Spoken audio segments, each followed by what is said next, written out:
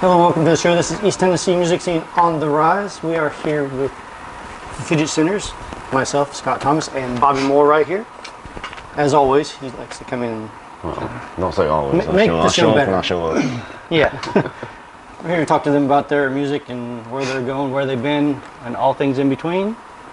We'll start out with a little bit of introductions, starting from the end. I'm Michael Wright. Doug. Rachel Hill. I'm Dane. Now let's go back. What do you guys play in the band? I play drums. I pretend to play bass. I sing. I sing also and play guitar. So how long you guys been in a group? Since last April, so about a year and a half We now. started writing around April, and I guess our first show was in September of last year, though. So about a year and a half. We've had you guys on stage before out at Barley's. That was pretty cool. Yeah. It was my first time seeing you guys live on stage. It was really, That was a lot of fun. yes, it was a good night. That's a I great loved it. space. Oh yeah, definitely. So brought all this together. Actually, myself and another person that started the band, Shannon, we started playing together, and he met Doug on Craigslist. Oddly enough. Another Random Craigslist. post. Seems like Craigslist is a good place to meet up with new band members. Yes. And weird people. Yes. Very weird. We haven't had any luck finding horn players on there, but we found a bass player. So, but the three of us kind of started, and then Shannon lived far away, so he was getting kind of tired of the drive, I think, and then things were going on. So he had another band he was in, so we found Michael, and he came in, and we all started writing.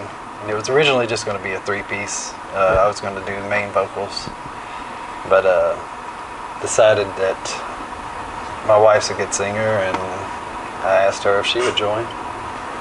And she came in, and it made everything click. She It has kind frees of, me up to dance around and be all silly when I sing. Because I don't actually Frees play me up anything. to play better. you have one of those kind of old school Joan Jett kind of raspy voices, and it works well with what you guys play. Thank you. Yeah, Dane gets all the credit for that. He finds this way to put my voice right in that sweet spot where it's kind of gravelly and kind of screamy, but still sort of belty. Like, my background is in musical theater, so I feel like I'm able to bring a lot of that, kind of like sound like the Sweet, or even Queen at times. Like, the way his music gets really epic vocally is really awesome. I have a addiction for harmonies. I like to layer different things when I write songs, so a little bit of Beach Boys type background on that. I was huge Beach Boys fan. After our last show, somebody came up and said it sounded like a punk version of the Mamas and the Papas, Yeah. which I thought was a really nice compliment. That's pretty cool. So you guys, you've played around quite a bit around this area. Can you mention some of the places you played? Definitely the Birdhouse has been up there, and Brickyard Barbecue. Okay. Over in Homburg Place is an awesome space too. Played Press Pub. Yeah, Press Pub, Barley's, Maryville, out of town in Louisville and Atlanta. Then we have a show in Nashville coming up in November. Yeah, so, You guys are all over the place. Slowly and surely. In the state of Tennessee mostly. yeah, Yes. mostly, yes. I'm a teacher, so it kind of gets difficult to do during the week shows, so we're kind of limited to stuff on the weekends and breaks, but it's such a nice balance, like getting to scream and be silly with these guys twice a week, and then it shows, kind of balance out the seriousness of teaching. Kind of get some of your pent up frustrations out there. That happens at times, yeah. And it So- also, I think, keeps me a little goofy. Like, that's good for teaching too. Definitely. So it doesn't turn into one of those situations where you're dealing with kids at school and kids at the practice Right, space. exactly. It never feels like that. This is full-on adulthood right here. Yeah, yeah. All for cereal. Says the megaphone. I know what you're talking about. These are not the droids you're looking for. You guys work really well on stage. Like I said, I've seen you on stage before at Barley's. It was a great show. You're all active on stage in your own little spaces. Yes, especially Doug. Doug likes to climb on things, leap off of them. It's different when I play live. You know, when we're practicing, I'm very silly, just doing whatever. But when we play live, I get lost in it. So I just let it come out all over instead of just here. You know, it's a feeling throughout my whole body. That's a good thing. Yeah. Well, it's cool to look back on videos that people have taken, and you know, I feel like you said, I get lost in the music, but I never expect to have everybody kind of lost with me. And then you see the big picture, and they're dancing beside me, and Mike's back there just going crazy, and it just all looks like this choreographed thing, but really it's just everybody enjoying the moment. Well, is that where your writing comes from? I mean, just like deep down experiences around you or personal? Some are personal. Some are things, or some are just feelings, outlooks. I grew up listening to all kinds of music, so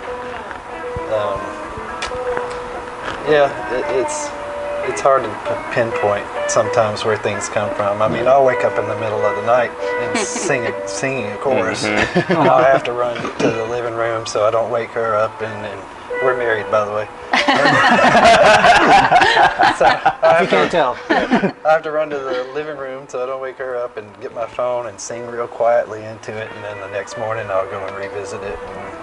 What you don't know is you're actually already waking her up. She's like, God, what an idiot. I'm really just jealous. Like, it's so hard for me to write a song, and for him it just seems like it just happens so easily. And I mean, I'm very decent at editing. Like, he'll come to me with a really raw melody and the words, and I'm able to kind of clean it up, but I can't, like, that initial inspiration, that's just awe-inspiring to me that it comes so easily to him. Well, it seems like you guys do a lot of the writing, but I mean, you guys get in the practice space and you all contribute. Oh yeah, the work Dying For actually came off of a bass line Doug had, and we've got a few songs that way that he comes in with a bass line, and then we all start messing around and create a structure, and then I'll go back and write lyrics for that structure. So I kind of write both ways. Sometimes I hear a melody and I'll write the whole song without even picking up a guitar, and then sometimes we'll get in there and mess around and have a huge jam session. Yeah. But then it ends up evolving. Like, there are songs that we did a year ago that you listen to now, and the stuff Mike has added and Doug has added and Dane has added in layers over these years. It's just, it almost sounds completely different. And I think that's building. so cool. We keep coming up with different things that we want to do, you know, so you don't make the song boring for And yourself. static. You want it to kind of keep changing too. I've done that myself with a few things that I've written. You know, I wrote them back in '95, and nowadays I listen to it and I'm like, I want to change that lick, or, you know, I want to change this little thing. I'm not on stage, so I'm allowed to do that. Nobody's going to start bitching at me because I'm changing the song they like. I'm like, it's mine, leave me alone. And even if you are, I mean, it's not like they know how it's supposed to sound, so you can really do whatever you want. Actually, another song that was completely weirdly written that Mike and I started just playing around. I was playing guitar and he's playing drums, and we were just messing around. And then it started making a song, and I'd written lyrics probably a month before that I had no melody or anything for. Oh, that's right, and I just started singing them. And she picked them up and just started singing it to what we were playing, and it fit. So we don't really have a main writing process, I guess is what I'm trying to say. It's like how a song is born. Right? Just, Spare parts sometimes. You just put things together. the universe just brings it all. And most of my drum parts came from me screwing up. Which is awesome in a way, because you make the same mistake twice, it becomes a rhythm, you know. And Happy little accidents. yeah, we can't Like really Bob think of Ross. it as a negative thing. Pretty little mountain right over here. We can learn a lot from Bob Ross. It's just painting. You guys are creating a different kind of art, though. Yeah. Well, except for how to wear your hair. Oh, yeah. We don't want to have the big old bush on top of the head. I don't know. I kind of wish I did. That'd be kind of cool. I think you can pull it off. Try it. Maybe it'll happen. Getting old sucks. I don't think you can get the headband on it. I don't think you'll be able to get your bandana around. Had this been last year, mine would have probably been. Uh-huh. Mine was like down to here. And it was all bushy. Cousin It. Yeah. So It's like mine used to be down on my ass and it fell out. Now it's all in the drain. It's a bathtub. Just show you. Haven't had hair for a long time, so I'm not even going to talk about You're not even it. So if somebody's looking for you guys, your kind of music, what would you describe it as, and where do they find it? Bandcamp would be the best way we have right now. We're looking into distributing it on Amazon, Apple, Spotify, all those kind of things. But if you go to bandcamp.com and search the Fidget Sinners, yeah, that's going to be the best way. We have all 6 of our recordings up there. Also, our direct website, thefidgetsinners.com, has a direct link to Bandcamp where you can download all the tracks for free, just to your computer. and same with Facebook. You can go to Facebook. The They Fidget could Sinners. they could book you on Facebook or your website, maybe. For sure. Yes. Yeah, Yeah, there's ways contact to information contact on us both. on both. And then we're just at the Fidget Sinners at Gmail if people ever want to directly contact us. There was something else too. Dang it. That we're on Instagram. Instagram and YouTube, because I know a lot of people like to do the direct, like YouTube to MP3 when they're finding music. And we have a bunch of lyric videos and live recordings on there too. It's really awesome. Any plans on any like new music coming out, recordings you're planning on doing? We've got a lot of stuff we need to record. We've recorded 6 songs, and we've probably got almost double that now. To record, plus those 6 now sound different. Yes. Yeah, so We feel like we need to we're always re-record like, we them. want to re-record these because they have different parts now. Happy little accidents and stuff. That's what you should name the album. Oh, that's a good idea. Happy Little Accidents. Writing and recording is a process, though. You go in, you record something, you might like it, you might change it a little bit, but it always comes together in the end to form one awesome EP or standard recording. Plus, when you have a perfectionist in the band, can make it difficult to find the end point. Like Everything's to say, perfect. oh, this is done. Yeah. The first couple of songs we recorded at the house, and I think for a good month or 2, Doug kept going, "Do it again, do it again, do it again," because the whole time he was recording bass, I was like, "Do it again, do it again." That wasn't it. Come on, Doug, get with the program. But that's kind of the beauty of live shows versus recording. You know, when you're going to have Especially it with me. forever, you want it perfect. But in the moment, I almost think, sloppy has its place sometimes because you have that frenetic kind of real energy going too. As far as our sound goes, we get labeled as a ska band sometimes. We have little flavors of ska in our songs, but there's a little bit of punk, a little bit of alternative, like 90s alternative kind of mixed up in there as well. It's a mishmash. Yeah. Very hodgepodge. And you can actually take all my songs, or our songs. Oh! You hear that? I'm done. You can take them all, and if you slow them down just right and put a little twang on them, they can all become Country. country songs. Oh, wow. Very eclectic kind of music. Yeah. I was just messing around one day, and I started playing them all countrified, and I was like, I can do this with every song. So maybe I'm writing country songs and just making them into pop songs. No! Oh, no. Microphone down. There's other bands on the bullhorn. Maybe they can get notoriety. Oh, there you go, there you go. Nobody has ever Some seen these guys on advertising. stage. That bullhorn there is a staple for this guy. He doesn't use a microphone. It's all bullhorn, Yep, this is all me. which makes it really cool. I mean, on stage, Yeah, you guys it are high energy, and adding the bullhorn in there on a mic stand is pretty cool. I think that's the way. That it draws a lot of people in. Like they just look at it and like, what the hell? And like we're playing in Atlanta, and there were people just like video recording me singing through the bullhorn because they've never seen it before. And after the Barley show, had somebody come up and were like, why hadn't somebody thought of this before? And I'm not gonna lie, I've seen somebody else do it, so I'm emulating them. Yeah. But around here, it's like that's kind of what I'm known for. Yeah. Is the guy with the megaphone. Yeah, it jumps off things. Is it Bono of U2? I have no idea. He did, yeah, I did see him with one. Didn't know if that was your influence. No. It was a number 2 from Anti-Flag. Okay. He does it. I would also steal Bono's like swinging mic where he has it attached to something. He's just like Yes. he's able to put his whole weight on it, like fly around the stage. That would be pretty cool.